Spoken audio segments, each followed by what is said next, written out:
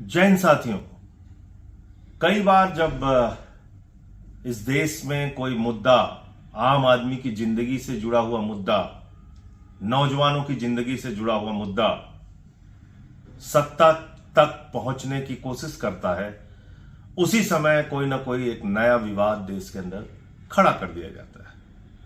और यह बहुत सुनियोजित तरीके से होता है, बहुत साजिश के तहत होता है। और ऐसे एक नहीं, अनेक उदाहरण आपको मिल जाएंगे। पिछले कई सालों से हम लोग देख रहे हैं, धर्म आस्था का प्रतीक नहीं रह गया।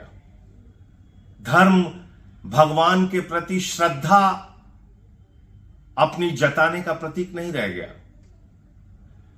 धर्म झगड़े के लिए इस्तेमाल हो रहा है, लड़ाई के लिए इस्तेमाल हो रहा है, विवाद के लिए इस्तेमाल हो रहा है।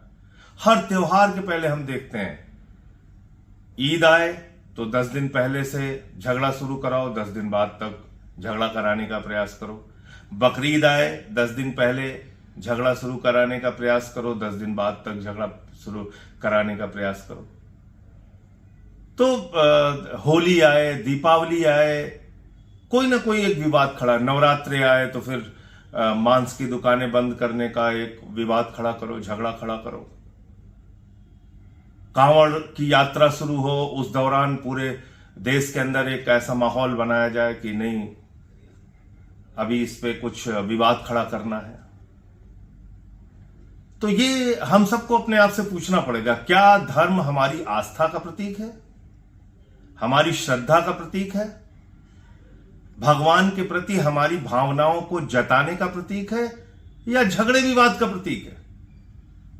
अभी क्या हो रहा है आप देखिए, उत्तराखंड में नौजवान लड़ रहा है पेपर लीक के कारण कि भाई हमारे पेपर लीक हो जाते हैं, हमारी जिंदगी बर्बाद हो रही है, अब ये पेपर लीक का कांड नहीं चलेगा। उत्तर प्रदेश में हमने देखा, सिपाही भर्ती का पेपर लीक, दरोगा भर्ती का पेपर लीक, लेखपाल की भर्ती का पेपर लीक, शिक्षक की भर्ती का पेपर लीक, यहां तक कि पीसीएसजे यानी कि जज की भर्ती का भी पेपर लीक हो गया। एसएससी को लेकर जो बवाल चल रहा था, पूरे देश के नौजवान सड़कों पर थे। लद्दाख में वहां के लोग पूर्ण राज्य की मांग को लेकर अपना आंदोलन कर रहे थे, जिसमें सोनम वांगचुक जी को, जो एक समाज सेवी हैं, प्रख्यात समाज सेवी हैं, उनको एनएसए लगा के गिरफ्तार करके जेल में डाल दिया गया।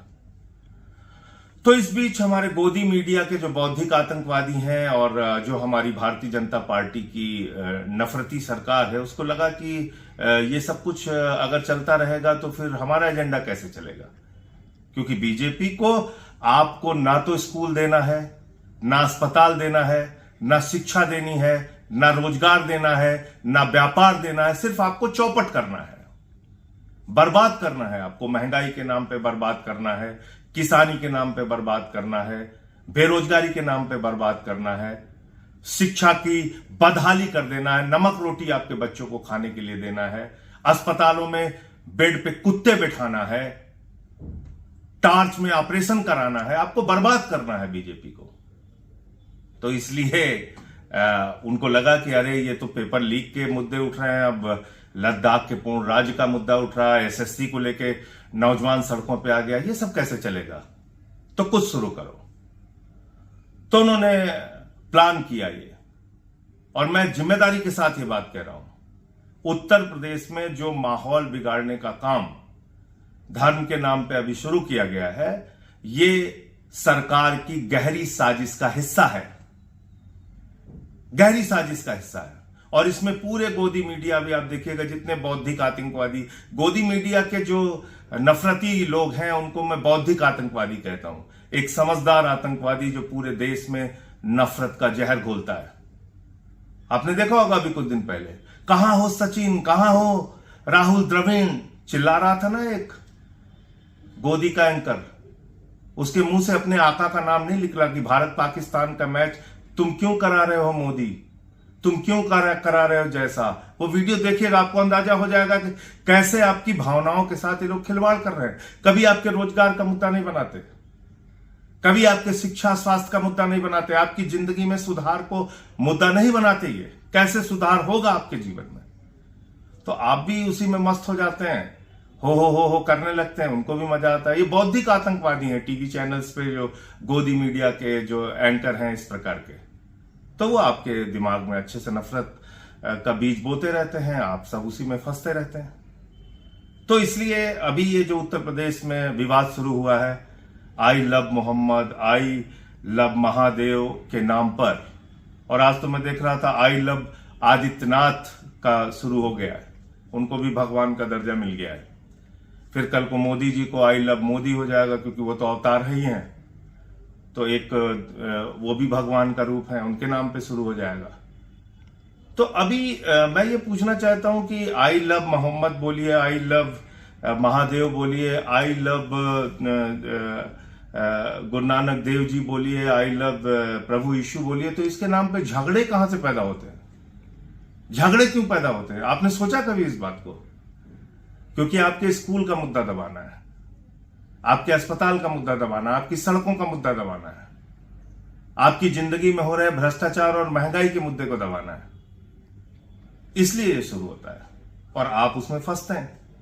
तो ये अब आपको तय करना है, इन झगड़ों में आपको फंसना है या नहीं फंसना है, क्योंकि धर्म आस्था का प्रतीक हो सकता है, लेकिन अगर कुछ अराजक तत्व, चाहे वो मुसलमानों में हो, चाहे वो हिंदुओं में हो, वह किसी भी धर्म में हो या किसी भी जाति में हो, अगर वो समाज का माहौल बिगाड़ने का प्रयास कर रहे हैं और भारतीय जनता पार्टी की सरकार उनके साथ खड़ी हो रही है, तो इसका मतलब ये समझ लीजिए कि आपकी जिंदगी के जुड़े हुए जो मुद्दे हैं उनको दबाने की ये साजिश है, और आपको कभी भी कुछ नहीं मिलेगा। मेरी बात बुरी लगे तो माफ कीजिएगा, ना शिक्षा मिलेगा, ना रोजगार मिलेगा, ना अस्पताल मिलेगा, और ना ही आपकी किसानी की जो समस्या है उसका समाधान होगा, क्योंकि वो जान चुके हैं कि वोट तो आप झगड़े के नाम पे देते हैं, वोट तो आप इन्हीं नफरतों के नाम पे, हिंदू मुसलमान के नाम पे देते हैं।